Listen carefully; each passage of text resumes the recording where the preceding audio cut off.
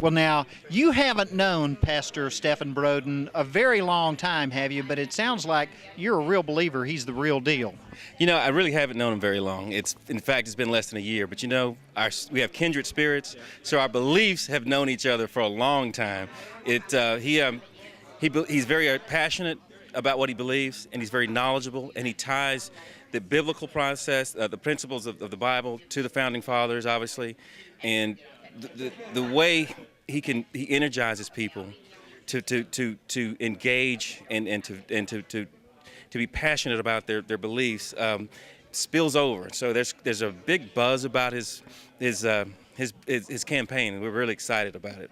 Do you think that he can stir the interest throughout the community to bring out people who have historically voted Democrat to this time around vote conservative, vote Republican because they might have been conservative all along, but they never had a Republican candidate that they could get behind? Do you think this is a game changer in that sense? Oh, he's definitely a game changer. Through the conversations that we've had, and I'll relate this to my experiences. My grandfather was a Republican on my mom's and dad's side, but they were Democrats.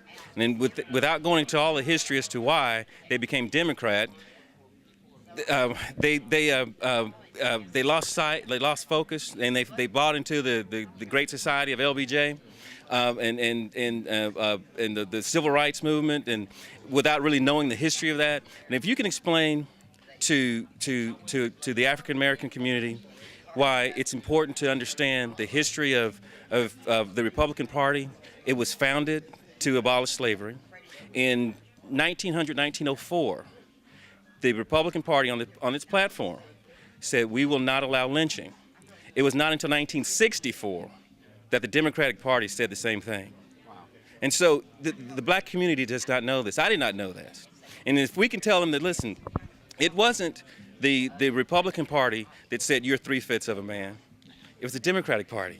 And all throughout the history, the Democratic Party has tried to stifle and control the African American community. It was first through slavery. I don't mean to get too radical here. It was first through slavery, and then it was through the Great Society. The Great Society has done the same thing to the black community as slavery did, but the black community does not know that, because every time when we see LBJ, he's signing that civil rights bill that he, as the Speaker of the House, tried to abolish until it became popular for him to do stuff. Don't get me started. Yeah, no, that's fine. I live in the 30th District myself, so obviously I receive Eddie Bernice Johnson's congressional newsletter that she sends out, even though I've never voted for her, wouldn't vote Democrat because I'm a very conservative individual. But anyway, I receive her newsletter, and the thing that contrasts or strikes me as such a dramatic contrast between her and Stephen is when I look at her newsletters, 75–80% of the articles in her newsletter are about some entitlement program that she's going to get for somebody. It's transferring a little bit of money over to somebody,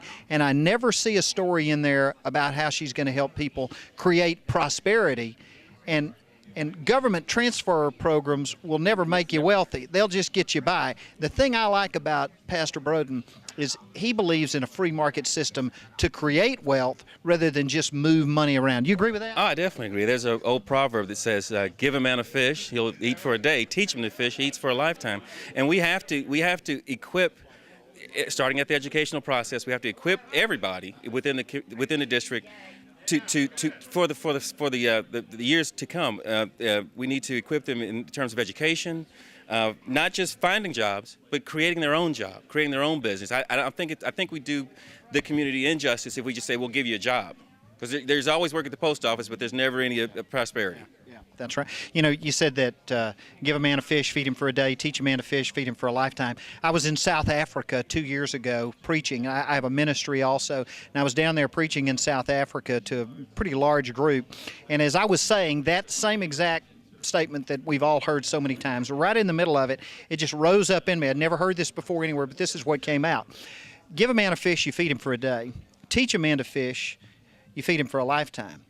Teach a man to sell fish, he can go buy a steak That's right. or anything else, right? Buy whatever he wants to buy. And that's what Pastor Broden knows. Yeah. See, he knows if you teach people to do business, they can create wealth, and that frees them to go do whatever they want. They need fish or steak or chicken or anything else. See, and that's the difference, because if you just give someone something, they lose that instinct. I don't know the exact time frame, but I do know that if if you take a domesticated cat and free him, in about 2 weeks' time, he's taking care of himself. You know, he's hunting snakes and mice and everything else in order that he can eat. But you bring him back home, in another period of time, he's waiting on you to feed him again. All right. Thank you, Greg. We appreciate your insight into Pastor Stephen Broden. I appreciate your time. All right, thanks. Bye-bye.